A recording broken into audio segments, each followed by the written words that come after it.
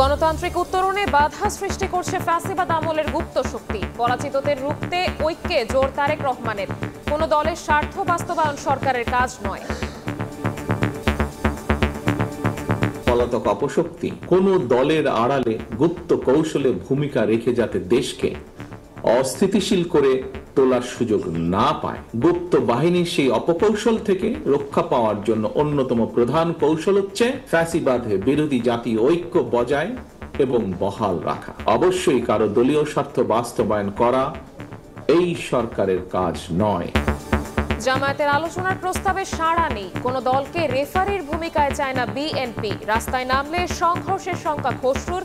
ঐক্য না হলে সিদ্ধান্ত নেবে সরকার। বিএনপির মহাসচিবকেও কিন্তু আমাদের পক্ষ থেকে নক করা হয়েছে।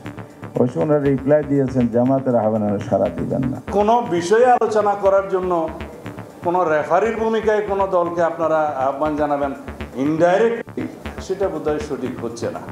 কোথায় কোথায় আপনি রাস্তায় যাবেন? বৃহত্তর তো বাংলাদেশে যদি রাস্তায় নামে এগুলোর প্রতিবাদে, তখন তো সংঘর্ষ হবে না। এখন যদি পলিটিক্যাল পার্টিগুলো ডিসিশন না নিতে পারে, সেক্ষেত্রে ইন্টারিম গভর্নমেন্ট ডিসিশন নিবে।